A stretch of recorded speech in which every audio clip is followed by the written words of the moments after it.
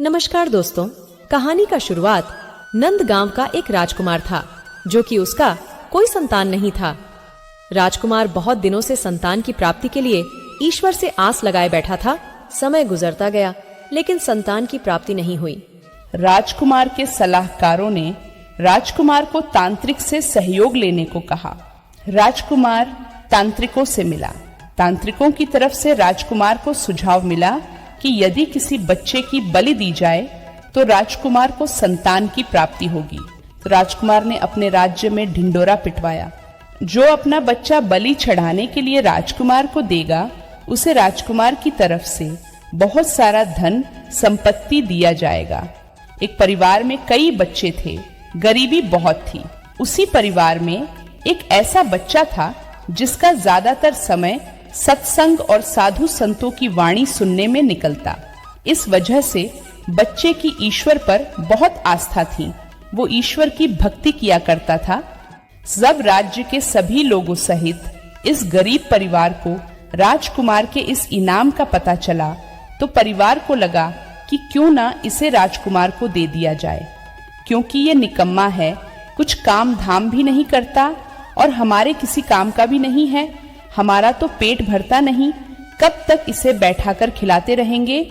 और फिर एक बच्चा कम हो गया तो क्या फर्क पड़ेगा, इसे देने पर राजकुमार खुशी होकर हमें बहुत सारा धन देगा। इतना सोचते हुए बच्चा को राजकुमार के पास दे दिया। राजकुमार ने बच्चे के बदले उसके परिवार को बहुत सारा धन दिया। राजकुमार के तांत्रिकों द्वारा बच्चे की बलि देने की तैयारी हो गई।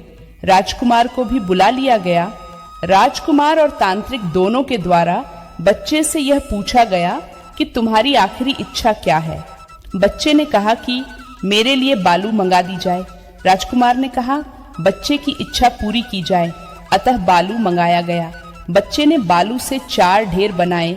एक एक करके बच्चे ने 3 बालू के ढेरों को बुरी तरह से तोड़ दिया और चौथे के सामने हाथ जोड़कर बैठ गया और उसने राजकुमार से कहा कि अब जो करना है आप लोग करें। यह सब देखकर तांत्रिक डर गए और उन्होंने बच्चे से पूछा, पहले तुम यह बताओ कि ये तुमने क्या किया और क्यों किया। राजकुमार ने भी यही सवाल बच्चे से पूछा तो बच्चे ने कहा कि पहली ढेर मेरे माता पिता की थी, मेरी रक्षा करना उनका कर्तव्य था, परंतु उन्होंने अपने स्वार्थ और लालच में अंधे होकर ममता की बलि दे दी। कर्तव्य का पालन न करके पैसे के लिए मुझे बेच दिया, इसलिए मैंने ये ढेर तोड़ दी।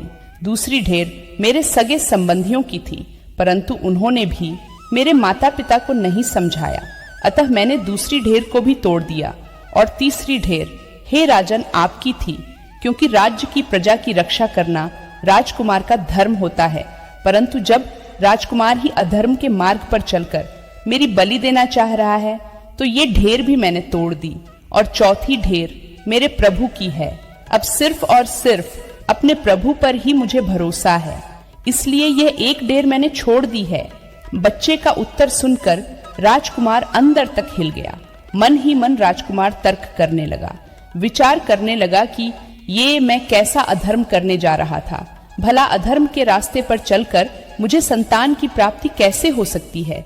इतना सोचते हुए राजकुमार ने अपने मन से बच्चे की बलि देने का विचार निकाल दिया।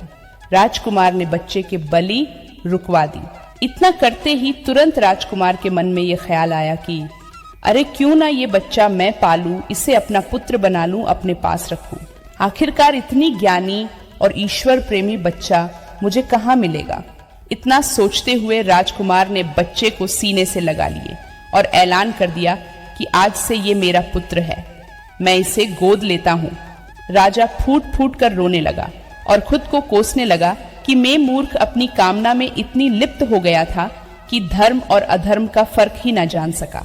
संतान के मोह में मेरा मन इतना अंधा हो गया कि ईश्वर ने मुझे संतान दे दिया है, इस बात को समझ ही ना पाया, देख ही नहीं पाया। यह कहानी से हमने सीखा कि यह एक अटल सत्य है।